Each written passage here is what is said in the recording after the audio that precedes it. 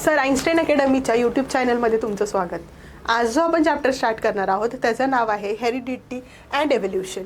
So पहिल्यात आधी heredity म्हणजेच काय, तर ज्या वेळेस एखादं कॅरेक्टर जे आहे ते पॅरेंट्सपासून त्यांच्या पुढच्या ऑफस्प्रिंग्सला ट्रान्सफर होत असेल त्या प्रोसेसला आपण म्हणतो हेरिडिटी. आणि इव्होल्युशन म्हणजेच काय, ग्रॅज्युअल चेंज जो तुम्हाला नेचरमध्ये दिसून येतो त्याला म्हटलं जातं इव्होल्युशन. जर तुम्ही वेटेज बघितलं ह्या चॅप्टरचं, तर विथ ऑप्शन ह्याला 5 मार्क आहेत आणि विदाउट ऑप्शन ह्याचे 3 मार्क्स आहेत. काय काय बघायचं आपल्याला ह्या लेसनमध्ये. सो आपल्याला हेरिडिटी म्हणजेच काय बघायचं आहे, ट्रान्सक्रिप्शन, ट्रान्सलेशन, ट्रान्सलोकेशन म्हणजे काय बघायचं आहे, इव्होल्युशन काय आहे, Darwin's theory of natural selection काय सांगते, लेमार्किझम काय आहे, स्पेसिएशन म्हणजेच काय आणि ह्युमन इव्होल्युशन कसं झालं. सो हे सगळे 7 पॉईंट जे आहेत ते आपल्याला एक एक करून स्टडी करायचे आहेत. Let us start with first point, that is heredity and hereditary changes. So सगळ्यात आधी आपल्याला बघायचं हेरिडिटीचे डेफिनेशन. हेरिडिटी म्हणजेच काय, तर transmission of characters from one generation to the next generation, that is from parent to their offsprings. मग हे जे आहेत काही सायंटिस्ट आहेत ज्यांनी ते कंट्रीब्युशन केलेले आहेत वेगवेगळ्या फील्ड्समध्ये. पहिलं आपण बघूयात ग्रेगर मेंडल, ज्यांनी काय केलं, पायोनियर ऑफ मॉडर्न जेनेटिक्स, सुरुवात केली मॉडर्न जेनेटिक्सची. त्यांनी जेनेटिक्समध्ये मॅथमॅटिक्स, बायोलॉजीमध्ये मॅथमॅटिक्सचा वापर केला आणि त्यांनी भरपूर सारे वेगवेगळे हायब्रिडायझेशनचे टेक्निक्स कॅरी आउट केले. ह्युगो डी व्रेसनी स्टेट केली म्युटेशन थेरी. म्युटेशन म्हणजेच काय, सडन परमनंट चेंज, त्याच्यामुळे काय काय इफेक्ट दिसू शकतात, ते हार्मफुल आहेत, युजफुल आहेत, ह्या सगळ्या गोष्टी अबाउट म्युटेशन ह्युगो डी व्रेसनी दिले. वॉल्टर आणि सटननी सांगितले पेड क्रोमोझोम्स ऑब्झर्व केले in grasshopper. Avery, McCarty and MacLeod यांनी सांगितले ऑल लिव्हिंग ऑर्गॅनिझम्सकडे DNA हे त्यांचं जेनेटिक मटेरियल म्हणून प्रेझेंट आहे.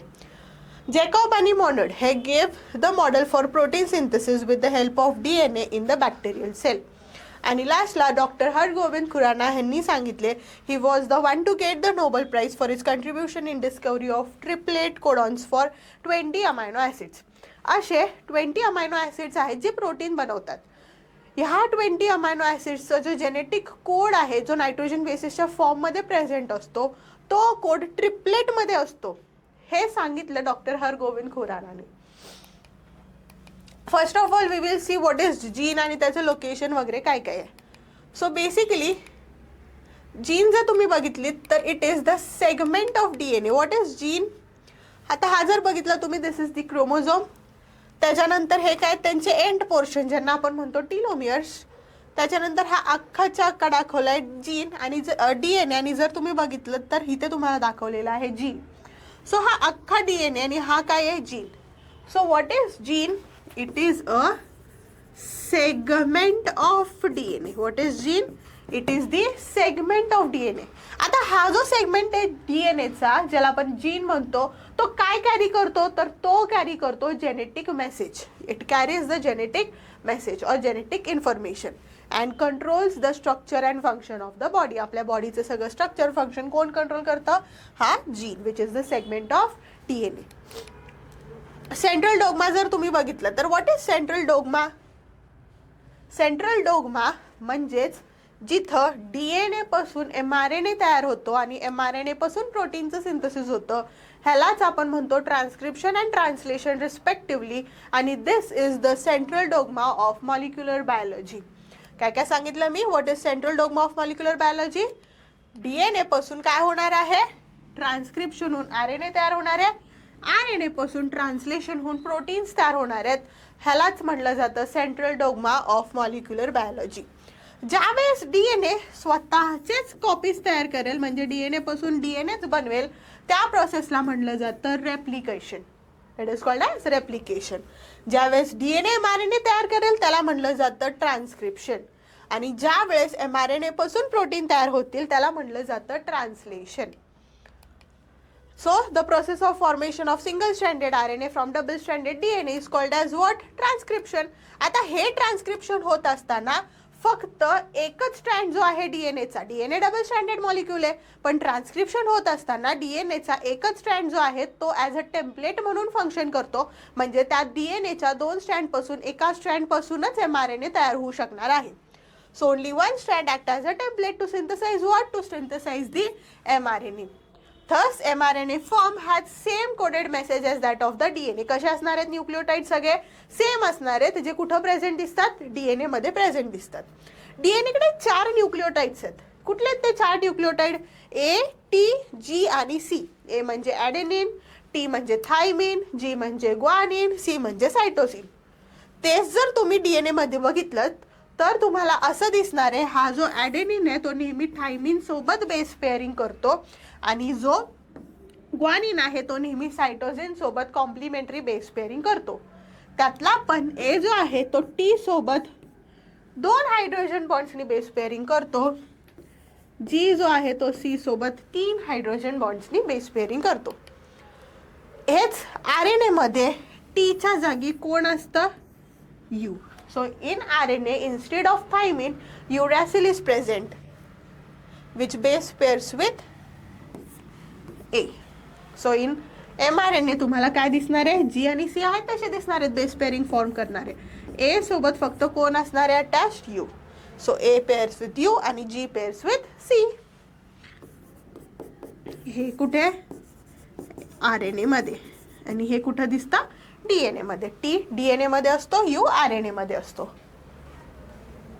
इथं दिलेलं आहे बघा ट्रान्सक्रिप्शनची प्रोसेस. ज्या वेळेस हे डीएनए त्याच्यामध्ये ट्रान्सक्रिप्शन केलं जातं त्यावेळेस डीएनएचे दोन्ही स्टँड्सला सेपरेट केलं जातं आणि तिथं आरएनए पॉलिमरेज एन्झाईम टाकला जातो, वापरला जातो, जेणेकरून एक स्टँड जो आहे डीएनएचा तो टेम्पलेट म्हणून ऍक्ट करणार आहे आणि ज्याच्यापासून हा नवीन एमआरएनए तयार होणार आहे.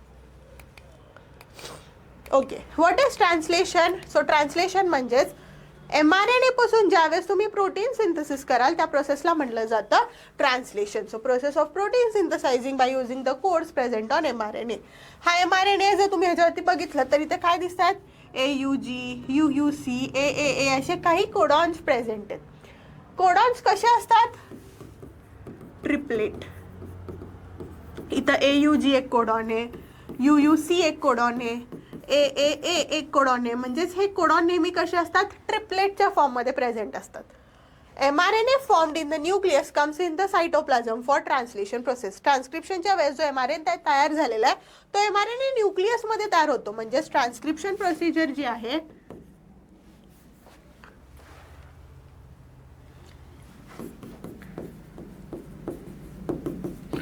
ट्रान्सक्रिप्शन प्रोसिजर ही होते कुठं? न्यूक्लियसमध्ये. आणि ट्रान्सलेशन प्रोसिजर जी आहे ती होते कुठं? ती होते in the cytoplasm of the cell. So इथं एमआरएनए कुठं तयार होणार आहे? न्यूक्लियसमध्ये. एमआरएनए पासून जे प्रोटीन तयार होतात ते कुठं तयार होणार आहेत? सायटोप्लाझममध्ये.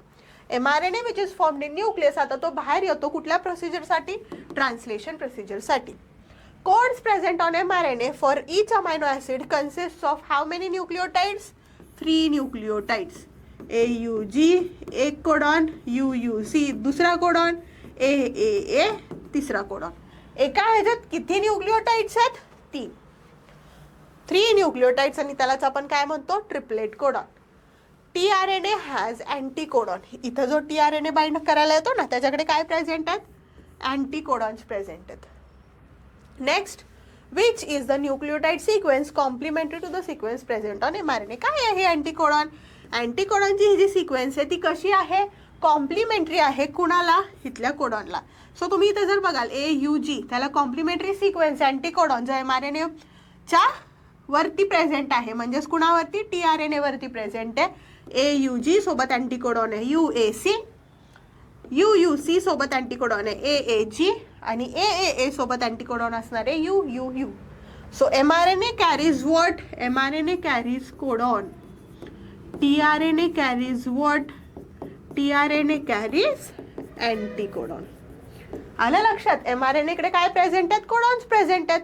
टीआरएनए कडे काय प्रेझेंट आहेत? त्याचे अँटीकोडॉन्स प्रेझेंट आहेत. म्हणजेच काय तर bases complementary to the codons. नाव tRNA bring correct amino acid as per the message on mRNA. TRNA काय करतो?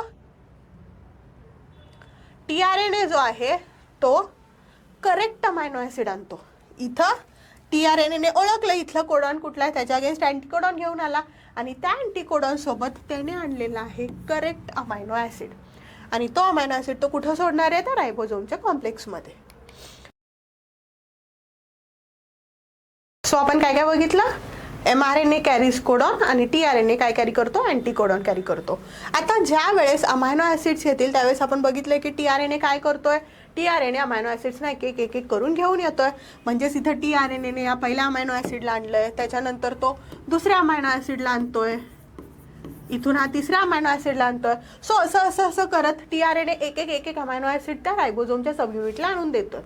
अशा प्रकारे हा रायबोझोमचा सब युनिट जो आहे तो काय होतोय, तो mRNA वरती पुढे स्लाइड होतोय, ज्याच्यामुळे इथले अमायनो ॲसिड्स जे आहेत किंवा इथले जे कोडॉन्स आहेत ते वाचले जाणार आहेत आणि त्याचा tRNA त्या अमायनो ॲसिडला घेऊन येणार आहे. म्हणजे 4थ्या 5व्या 6व्या अशा अमायनो ॲसिड्सना तो घेऊन येणार आहे. अशा प्रकारे अमायनो ॲसिड्स जे सप्लाय करतोय tRNA ते एकमेकांना आता बाउंड होणार आहेत. इथं बघताय, इथं काय फॉर्मेशन झालंय, एक अमायनो ॲसिड दुसऱ्या अमायनो ॲसिडला बाउंड झालेलं आहे आणि हे बाउंडिंग जे आहे ते होतं पेप्टाइड बॉन्डनी. सो प्रोटीन्समध्ये 2 अमायनो ॲसिड्सच्या मध्ये बॉन्ड जो असतो प्रेझेंट त्याचं नाव आहे peptide bond. The process continue as the ribosome moves along the entire length. Ribosome काय होतं, entire length along the mRNA move होत आहे. ह्या प्रोसेसला म्हटलं जातं ट्रान्सलोकेशन. ज्या वेळेस रायबोझोम mRNA वरती स्लाइड करत जातो, त्याच्या एंटायर लेंथला कव्हर करतोय, त्या प्रोसेसला काय म्हणायचं, ट्रान्सलोकेशन. आणि त्याच्यामुळे फायदा असा होतो की इथले कुठलेही जे नायट्रोजन बेसेस आहेत ते मिस होत नाहीत, सगळेच्या सगळे कोडॉन्स रीड केले जातात. A chain of amino acid is formed and many such chains combine together to form the complex protein. आता इथून एक काय होणार आहे, अमायनो ॲसिड्स बाहेर निघत जाणार आहेत आणि अमायनो ॲसिडची चेन फॉर्म होणार आहे आणि अशा प्रकारे ते काय फॉर्म करतं, प्रोटीन फॉर्म करतं. Mutation. What are mutation? Mutation म्हणजे sudden permanent change in the cell is called as mutation. तो चेंज कसा आहे, हेरिटेबल आहे. हेरिटेबल म्हणजेच काय, जो पुढच्या पिढीलाही काय होऊ शकतो, ट्रान्सफर होऊ शकतो, अशा चेंजला म्हणलं जातं म्युटेशन. आणि हे म्युटेशन होत आहे कुठं, हे म्युटेशन होत आहे जीन्सवरती. म्युटेशन दोन्ही प्रकारे असेल, ते युजफुल पण असेल किंवा ते हार्मफुल पण असेल. For example sickle cell anaemia बघितलं तर तो एक जेनेटिक डिसऑर्डर आहे जो हार्मफुल आहे, जो कशामुळे झालाय, म्युटेशनमुळे झालाय. सिंगल बेसमध्ये चेंज झालेला आहे आणि त्याच्यामुळे काय झालेलं आहे, म्युटेशन. सिकल सेल ॲनिमिया हा disorder. Let us see identify the cellular process depicted in the given diagram. काय दिलेलं इथं, डीएनएचे 2 टेम्पलेट दिलेले, त्याच्या एका टेम्पलेटपासून mRNA तयार होताना दाखवलेलं आहे. म्हणजेच काय झालेलं आहे, transcription. Name the genetic disorder caused by mutation. आता बघितलं आपण, ज्याचं नाव काय आहे, सिकल सेल ॲनिमिया. काय होतं सिकल सेल ॲनिमियामध्ये, तर HB जो आहे, हिमोग्लोबिनचा मॉलिक्यूल आहे, तो प्रॉपर सिंथसाइज न झाल्यामुळे आपल्या आरबीसीचा शेप जो आहे तो क्रेसेंट मून शेपचा होतो आणि त्याच्यामुळे आपल्या बॉडीमध्ये ऑक्सिजन जे आहे ते प्रॉपर आपण कंझ्युम करू शकत नाहीये. HB प्रॉपर तयार झाला नाहीये, ऑक्सिजन प्रॉपर तयार होत नाहीये, बॉडीला भेटत नाही आणि त्याच्यामुळे रेड ब्लड सेलचा शेप जो आहे तो कसा बनतोय, क्रेसेंट मून शेप बनतो. ह्यालाच म्हटलं जातं sickle cell anaemia.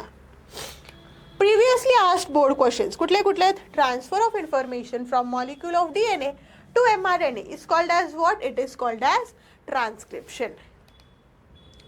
Sickle cell anaemia may be caused due to mutation. A minor change occur due to change in the position of any nucleotide is termed as what? It is termed as mutation. Change झालाय ना कशामध्ये, nucleotide मध्ये, त्यालाच आपण काय म्हणतो, mutation असं म्हणतो. नेक्स्ट क्वेश्चन आहे, what do you mean by central dogma. Central dogma म्हणजे काय, डीएनए पासून mRNA तयार होतो ज्याला आपण ट्रान्सक्रिप्शन म्हणतो, mRNA पासून प्रोटीन तयार होतं ज्याला आपण ट्रान्सलेशन म्हणतो. So central dogma is the process of synthesis of protein bye DNA through what, through mRNA. Transcription, it is the process of synthesizing mRNA from the DNA. What do you mean by triplet codon? The nucleotides किती आहेत, 3 nucleotides which code for each amino acid. 3 न्यूक्लिओटाइड एका amino ॲसिडला code करणार आहेत ज्यांनाच आपण काय म्हणतो, triplet codon. आता next point जो आपल्याला बघायचा आहे तो आहे इव्होल्युशन. इव्होल्युशन म्हणजेच काय, तर ग्रॅज्युअल चेंज जो कुणामध्ये होतो, लिव्हिंग ऑर्गॅनिझम्समध्ये होतो, त्यालाच आपण म्हणतो evolution. So evolution is a gradual change that occur in the living organisms over a long period or over a long duration. अजून एक डेफिनेशनची इव्होल्युशनची, प्रोग्रेसिव्ह डेव्हलपमेंट होत जाते. प्रोग्रेसिव्ह डेव्हलपमेंट म्हणजे चांगली डेव्हलपमेंट होत जाते प्लांट्स आणि ॲनिमल्समध्ये.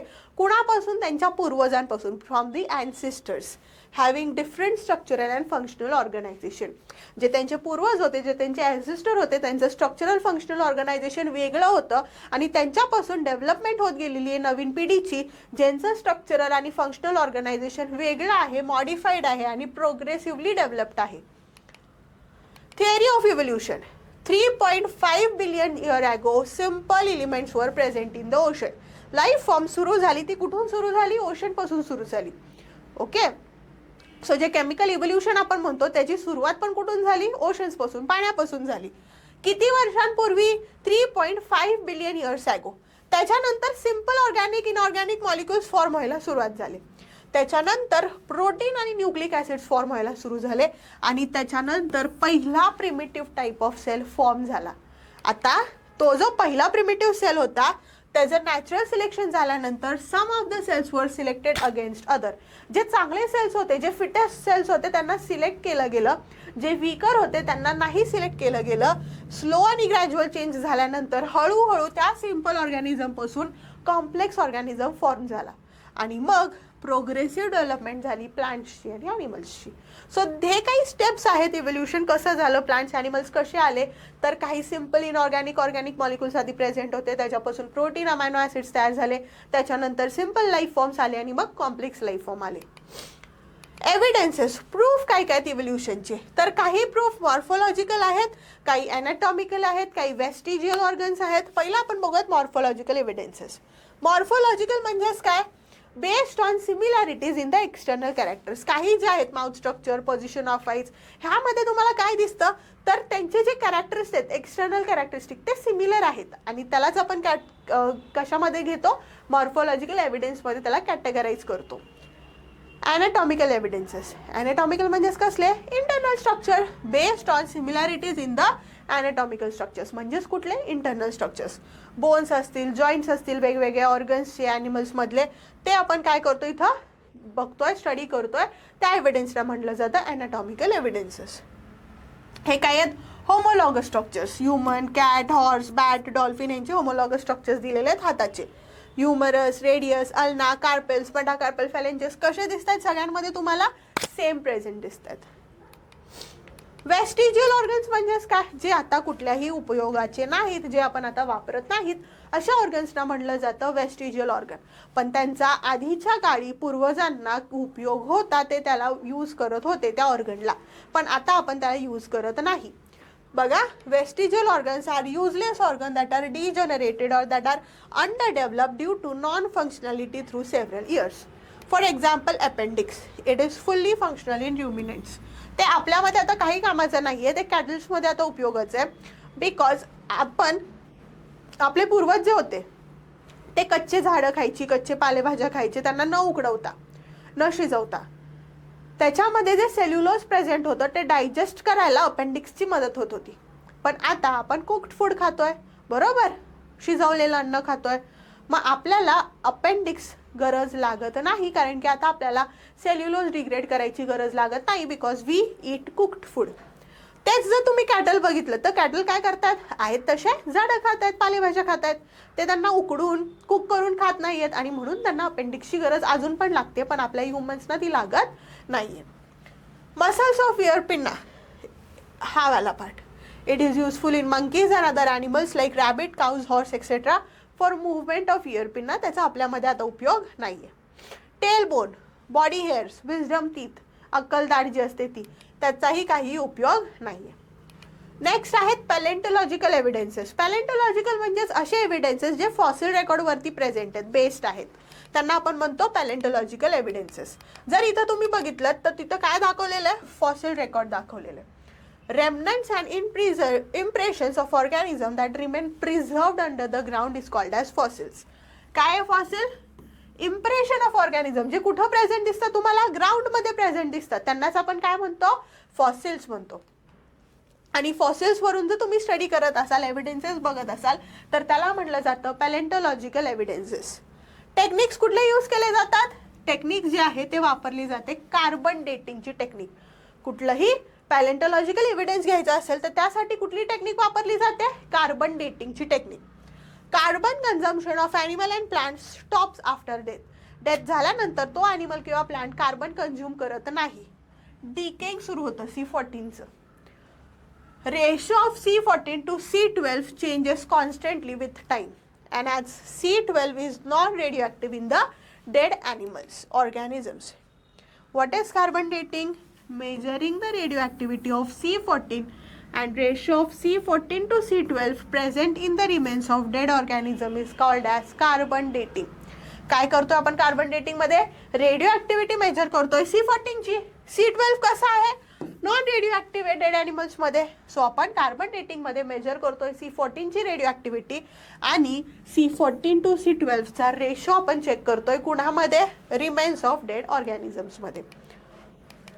नेक्स्ट पॉइंट आपण जो बघणार आहोत तो आहे कनेक्टिंग लिंक. कनेक्टिंग लिंक म्हणजेच असे काही ॲनिमल्स किंवा प्लांट्स, असे ऑर्गॅनिझम्स जे दोन्ही ग्रुपचे कॅरेक्टरिस्टिक्स दाखवतात. काही आधीच्या ग्रुपचे, काही नंतरच्या ग्रुपचे कॅरेक्टरिस्टिक दाखवणार आहेत आणि त्या दोन ग्रुप्सना कनेक्ट करणार आहेत, अशांना आपण म्हणतो कनेक्टिंग लिंक. फॉर एक्झाम्पल आपण ॲनिमल किंगडममध्ये शिकलेलो की हेमिकॉर्डेट्स हे काय आहेत? कनेक्टिंग लिंक आहेत between chordates and non chordates, बरोबर. तसंच इथं पण काही कनेक्टिंग लिंक्स तुम्हाला शिकायचे आहेत. What are connecting links? Some plants and animals जे कॅरेक्टरिस्टिक दाखवतात to both of the different groups. दोन्ही ग्रुप्सना काय दाखवणार आहेत? ते काही कॉमन कॅरेक्टरिस्टिक्स दाखवणार आहेत प्रेझेंट. पहिला आहे पेरिपॅटस. कशामधली कनेक्टिंग लिंक आहे ती?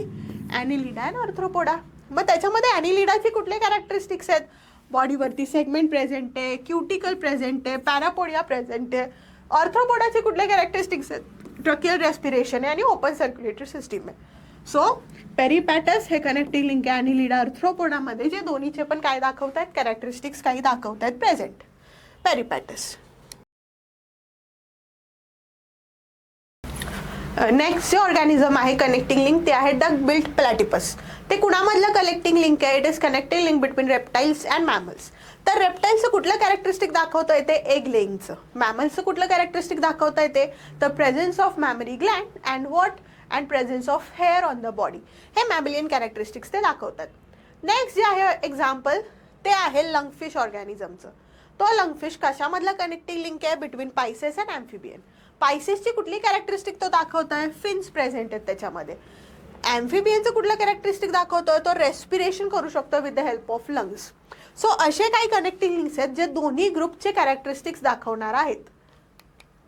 नाव we will see what is evolution. इव्होल्युशनमध्ये आपण बघितलं, इव्होल्युशन म्हणजे ग्रॅज्युअल चेंज जो होतोय ऑर्गॅनिझम्समध्ये त्याला आपण म्हणतो इव्होल्युशन, जो हेरिटेबल चेंज आहे. आता त्यातला आपण बघतोय एम्ब्रिओलॉजिकल एव्हिडन्स. एम्ब्रिओलॉजिकल एव्हिडन्स म्हणजेच काय? हे काय आहेत? एम्ब्रिओज आहेत. फिशचा एम्ब्रिओ, ॲम्फिबियनचा एम्ब्रिओ, रेप्टाइल्सचा, बर्ड्सचा, मॅमलचा, हे वेगवेगळे एम्ब्रिओज दिलेले आहेत. Based on biology or that is the branch of biology which deals with what? The study of embryo is called as embryology. ज्या वेळेस तुम्ही एम्ब्रिओच्या वेगवेगळ्या स्टेजेसचा स्टडी कराल, डिफरंट स्टेजेस ऑफ एम्ब्रिओ तुम्ही स्टडी कराल. इथं काही स्टेजेस दिलेले आहेत. त्या एम्ब्रिओच्या डिफरंट स्टेजेसच्या स्टडीला म्हटलं जातं embryology. So branch of biology that deals with study of different stages of embryo is called as embryology. Embryological evidences म्हणजेच काय? तर असे काही सिमिलॅरिटीज किंवा डिफरन्सेस जे तुम्हाला दिसतात वेगवेगळ्या एम्ब्रिओजमध्ये. फॉर एक्झाम्पल इथं वेगवेगळे एम्ब्रिओ दिलेले आहेत. त्यांच्यामध्ये तुम्हाला फिश, ॲम्फिबियन्स, रेप्टाइल्स, बर्ड्स यांच्यामध्ये काही सिमिलॅरिटीज दिसतील, काही डिफरन्सेस दिसतील. त्याच्यावरती तुम्ही एव्हिडन्सेस शोधणार आहात. First question, vestigial organ dash present in human body is proof of evolution. कुठला वेस्टिजियल ऑर्गन यातला? Appendix. Similarities in the initial stage indicate common origin of tortoise and chicken is an example of dash evidences of evolution. कुठला वाला? एम्ब्रिओलॉजिकल. Initial stage सांगितलंय ना, म्हणजेच कुठली stage? Embryological stage. I am connecting link between reptile and mammal. What is my name? काय नाव ह्याचं? Platypus. Duck built platypus. Evolution म्हणजेच काय? Gradual change. Dash is connecting link between Annelida and Arthropoda. पहिलं जे आपण बघितलं काय त्याचं नाव? Peripatus. Explain with suitable importance example importance of anatomical evidences in evolution. So आपण एक्झाम्पल सांगू शकतो, hands of human, 4 leg of of, slippers of well etcetera. Same आता अजून हा 3 मार्कचा क्वेश्चन आहे, थोडंसं तुम्हाला लेंदी लिहावं लागणार आहे. वेस्टिजियल ऑर्गन्स म्हणजेच काय, त्यांची नावं विचारलेली आहेत आणि ते कुठल्या ऑर्गॅनिझम्समध्ये सापडतात ते विचारलेले. Name of indicated part in the diagram, it is wisdom teeth. Next जो आता आपण पॉईंट बघणार आहोत त्याचं नाव आहे Darwin's theory of natural selection. So Darwin जे आहेत त्यांनी हे जे पब्लिश केलेले त्यांचे काही फाइंडिंग्स होते ते त्यांनी त्यांच्या बुकमध्ये लिहिले होते, ओरिजिन ऑफ स्पेसिसमध्ये. डार्विननी सांगितलं की जो फिटेस्ट आहे नेचरमध्ये तोच सर्व्हाइव्ह करणार आहे, जो फिटेस्ट नाही आहे त्याला नेचर इव्होल्युशनसाठी सिलेक्ट करणार नाही. काही डार्विनचे थेरीज होते त्यात त्यांनी सांगितलेली पहिली गोष्ट म्हणजे ऑर्गॅनिझम्स रिप्रोड्यूस प्रोलिफेशियली. म्हणजेच काय, तर ज्या वेळेस एखाद्या ऑर्गॅनिझमला तुम्ही अनलिमिटेड सप्लाय कराल फूडचा, न्यूट्रिएंट्सचा, स्पेसचा, म्हणजे सगळ्या रिसोर्सेसचा अनलिमिटेड सप्लाय जर केला तर काय होणार आहे, त्याची ग्रोथ खूप जास्त चांगल्या प्रकारे होणार आहे आणि त्याचं रिप्रोडक्शन पण खूप जास्त प्रकारे होणार आहे, चांगल्या प्रकारे होणार आहे. पण नेचरमध्ये अशी कंडिशन कधीही बघायला भेटत नाही. रिसोर्सेस कधीही अनलिमिटेड नसतात, रिसोर्सेस आर ऑलवेज लिमिटेड. आणि रिसोर्सेस लिमिटेड असल्यामुळे 2 ऑर्गॅनिझम्समध्ये काय दिसून येतं, इथं कॉम्पिटिशन दिसून येतं.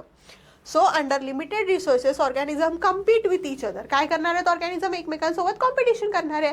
कशासाठी, अवेलेबल रिसोर्सेससाठी, फूड असेल, स्पेस असेल, पाणी असेल, सगळ्या गोष्टींसाठी ते काय करणार आहेत, कॉम्पिटिशन करणार आहेत. आता कॉम्पिटिशन करत असताना जो त्यातला फिटेस्ट आहे तो सर्व्हाइव्ह करणार आहे आणि जो फिटेस्ट नाही आहे त्याला नेचर एलिमिनेट करणार आहे, त्याला काढून टाकणार आहे त्या रिसोर्सेसमधून किंवा त्यांच्या इकोसिस्टीममधून. Only those organism survive which shows modification of winning the competition. जो जिंकतो त्या कॉम्पिटिशनमध्ये, जो फिटेस्ट आहे त्याला नेचरनी काय केलं, पुढच्या इव्होल्युशनसाठी सिलेक्ट केलं. The selected organism give rise to what new species with their specific set of characters. पण डार्विन थेअरीचे काही ड्रॉबॅक्स होते, ऑब्जेक्शन होते. पहिलं असं की natural selection is not the only factor responsible for evolution. म्युटेशनमुळे पण इव्होल्युशन होऊ शकतं, फक्त नॅचरल सिलेक्शनच आहे का ज्याच्यामुळे इव्होल्युशन होतं, तर नाही. हे एक ड्रॉबॅक होतं कशाचं, डार्विनच्या थेअरीचं.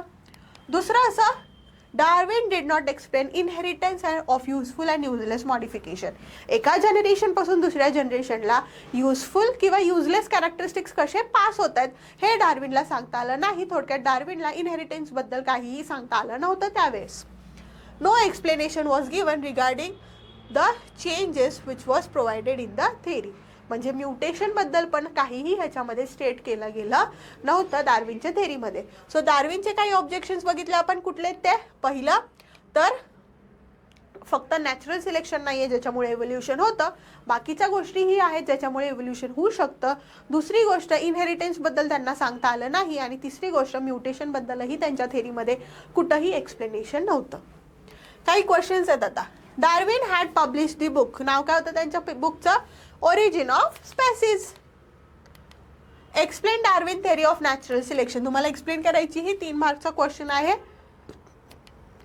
सेम क्वेश्चन विचारलेला 2 मार्क्सला पण, जिथे तुम्ही 4 पॉईंट्स लिहू शकता. Write the objections raised again Darwin theory of natural selection. काय काय ऑब्जेक्शन्स होते किंवा एनी 2 ऑब्जेक्शन सांगितलेत, विचारलेत ते द्यायचे. आपण मगाशीच बघितलं जिथं इनहेरिटन्स सांगितलं नाहीये त्यांनी, म्युटेशन थेअरीबद्दल त्यांना सांगता आलं नाहीये. सो हे सगळे ऑब्जेक्शन्स तुम्ही देऊ शकता. नेक्स्ट जी थेअरी आपण बघणार आहोत ती आहे लॅमार्कची theory, which is called as Lamarckism. So Lamarck theory is based on the property of use and disuse of the organs in the organism. म्हणजे एखादा ऑर्गॅनिझम जो आहे तो त्याचे ऑर्गन्स यूज करतोय का डिसयूज करतोय ह्याच्यावरती ही थेअरी बेस्ड आहे. ही थेअरी जी बेस्ड आहे ती स्टेट केलेली आहे कुणी, तर it is stated by Lamarck. So it is called as Lamarckism. Lamarck gave the theory of inheritance of acquired characters from one generation to the next. त्यांचे principle काय आहेत, it is based on the principle of use and disuse of the organ. It is based on use and disuse of the organ. ह्यांची theory सांगते की एखादा organism जो आहे तो स्वतःचे ऑर्गन्स यूज करतोय का डिसयूज करतोय आणि त्याचे ठरतं on the specific activities which is perform by that organism or on the laziness. म्हणजेच काय तर तो ऑर्गॅनिझम त्याचे जे ऑर्गन आहेत ते वापरणार आहे. हे कशावरून ठरणार? त्याने जर ॲक्टिव्हिटी केली तर तो ऑर्गन वापरला जाणार आहे, पण त्याने जर आळशीपणा केला, लेझीनेस केला, तर तो ऑर्गन त्याचा वापरला जाणार नाहीये. म्हणजेच काय होणार आहे? मिसयूज होणार आहे. आलं लक्षात? So the use and disuse of the organ which state that morphological changes that occur gradually either due to specific activity केल्यामुळे त्याचा यूज होतोय किंवा लेझीनेसमुळे, आळसपणामुळे त्या ऑर्गनचा डिसयूज होतोय, वापर होत नाही. It is responsible for evolution. Organ वापरला तर त्याचं इव्होल्युशन होणार आहे, ऑर्गन नाही वापरला तर त्याचं इव्होल्युशन होणार नाहीये. फॉर एक्झाम्पल, जर तुम्ही जिराफ बघितलेत तर जिराफमध्ये तुम्हाला लॉंग नेक प्रेझेंट दिसते, बरोबर? तर त्यांनी सांगितलं लॅमार्कनी की आधी सगळे जिराफची नेक लॉंग नव्हती, शॉर्ट नेक होती. जे जुने होते, पूर्वज होते, त्यांची नेक कशी होती? शॉर्ट होती. हळूहळू टॉल लिव्हजना खाण्यासाठी किंवा टॉल प्लांट्सच्या लिव्हजना खाण्यासाठी जिराफनी काय केलं? स्वतःच्या नेकचा वापर जास्त प्रमाणात करत गेले. मान सरळ सरळ सरळ करत गेले मोठ्या मोठ्या ट्रीजच्या लिव्हजना खाण्यासाठी, आणि त्याच्यामुळे त्यांची नेक जी आहे ती काय होत गेली? उंच उंच उंच होत गेली, वाढत गेली. Browsing on leaves of tall plant cause the neck of giraffe to become long. म्हणजे ती जी लॉंग नेक जी आहे ती इव्होल्युशनमुळे झाली, सुरुवातीपासून ती त्यांच्यामध्ये प्रेझेंट नव्हती. Hammering movement causes the shoulders of iron smith to become strong. सारखं सारखं हॅमरिंग केल्यामुळे त्यांचे शोल्डर्स कसे बनतात? Strong. Wings of birds like emu have become weak because of being inactive. ते वापरतच नाही आहेत त्यांचे विंग्स, म्हणून ते काय झालेले आहेत? इनॅक्टिव्ह झालेले आहेत. Legs of swan and duck have become useful for swimming due to living in water. Legs आता चालत नाही, त्यांचे काय करतात? स्विमिंगसाठी यूज करतात. Snakes have lost their necks due to burrowing habits. स्नेक्सने त्यांचे लेग्स काय झालेले आहेत? गायब केलेले आहेत, कारण की ते त्याचा वापरच करत नव्हते, म्हणून ते काय झाले? डिसयूज झाल्यामुळे तो ऑर्गन तिथून काय झाला? इव्होल्युशनच्या वेळेस निघून गेला. आता ऑब्जेक्शन्स बघा लॅमार्कच्या थेरीचे. Principle of use and disuse of organ was widely accepted but transfer of those characters from one generation to other was rejected. आलं लक्षात? काय केलेलं इथं? एखाद्या ऑर्गनचं इव्होल्युशन होतंय, जर त्या ऑर्गनला तुम्ही यूज करत असाल तर. जर त्या ऑर्गनला यूजच करत नसाल, त्याचा डिसयूजच होत असेल, तर तो ऑर्गन इव्हॉल्व्ह होणार नाहीये. हे सगळ्यांनी एक्सेप्ट केलं होतं. पण हेच एका जनरेशनपासून दुसऱ्या जनरेशनला कॅरेक्टर पास होतंय, म्हणजे ह्याचा इनहेरिटन्स होतंय, हे कुणीही एक्सेप्ट केलं नव्हतं. नेक्स्ट पॉईंट जो आपण बघतोय तो आहे speciation. What is speciation? Formation of new species from the old one, from the old organism is called as speciation. And as a result of what? Evolution. Species काय आहे? Group of organism that can produce fertile individual through natural reproduction and grow in a specific geographical condition is called as species. So इथं तुम्ही बघाल, इथं काय झालेलं आहे? एका बर्ड पासून स्पेसिएशन झालेले आहेत आणि 4 वेगवेगळ्या प्रकारचे बीक असणारे बर्ड्स इथं तुम्हाला दाखवलेले आहेत. फिंचेस दाखवलेले आहेत गॅलेपिगस वरचे वेगवेगळे. Reason behind speciation: genetic variations and geographical and reproductive isolation. जीन्समध्ये काही व्हेरिएशन झालेत किंवा जॉग्राफिकल म्हणजे सराउंडिंगमध्ये काही चेंजेस झाले किंवा रिप्रोडक्टिव्ह आयसोलेशन जर झालेलं असेल तर काय होतं? स्पेसिएशन रिझल्ट होतं. स्पेसिएशन म्हणजेच काय? एका स्पेसिसपासून भरपूर सारे वेगवेगळे नवीन नवीन स्पेसिस फॉर्म झालेले आहेत, ह्याला म्हणलं जातं स्पेसिएशन. नेक्स्ट जो आपण पॉईंट बघणार आहोत तो आहे ह्युमन इव्होल्युशनचा. ह्युमन्स कसे कसे इव्हॉल्व्ह होत गेले, कुणापासून इव्हॉल्व्ह होत गेले, ते सगळे तुम्हाला या चार्टमध्ये एकदम शॉर्टमध्ये दिलेले. सो 7 करोड इयर ॲगो काय झालं? हे सगळे पिरियड्स आहेत, किती वर्षांपूर्वी काय काय झालं आणि ते इव्हेंट्स आहेत. So 7 crore years ago last dinosaur disappear झाला. तिथून पुढे डायनोसॉर्स परत कधीही दिसले नाहीत. मंकी लाईक ॲनिमल जे कुणाला सिमिलर होते? लेम्युर्सला, ते इव्हॉल्व्ह झाले, ते आता दिसायला सुरुवात झाले. 4 crore years ago ape like animal evolved by disappearance of tail. Ape सारखे ॲनिमल्स दिसायला लागले बाय डिसअपिअरन्स ऑफ टेल. त्यांची टेल काय झाली? आता निघून गेली. एनलार्जमेंट ऑफ ब्रेन, ब्रेन मोठं होत गेलं आणि त्यांचे हँड फंक्शन्स इम्प्रूव्ह होत गेले, म्हणजे ते हाताचा वापर चांगल्या प्रकारे करू लागले. 2.5 crore years ago in Africa ape like animal evolved into what? Gorillas and chimpanzees. 2 crore years ago human like animal दिसून आला, जो कुठे राहत होता? Which lived on the land as forest declined. Forest जसं जसं कमी झालं तसं तसं आता ह्युमन लाईक ॲनिमल्स लँडवरती राहायला लागले. लुंबार बोन डेव्हलप व्हायला सुरू झाले, त्यांचं पोश्चर स्ट्रेट झालं, इरेक्ट झालं, सरळ ते चालायला लागले, हँड यूज करायला लागले ते खाण्यासाठी किंवा बाकीच्या कामांसाठी.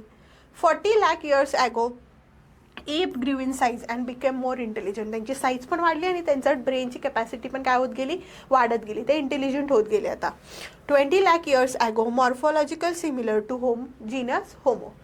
आता काही असे ॲनिमल्स दिसून आले किंवा ह्युमन्स दिसून आले ज्यांची मॉर्फॉलॉजी कुणाला सिमिलर होती, होमो या जीनसला सिमिलर होती.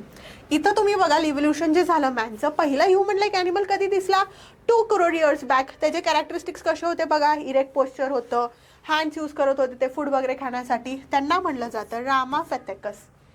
नंतर कोण आले 40 lakh years ago, ape like, त्यांची साईज वाढली, त्यांचं इंटेलिजन्स वाढला, त्यांना म्हणलं जातं ऑस्ट्रॅलोफिथेकस.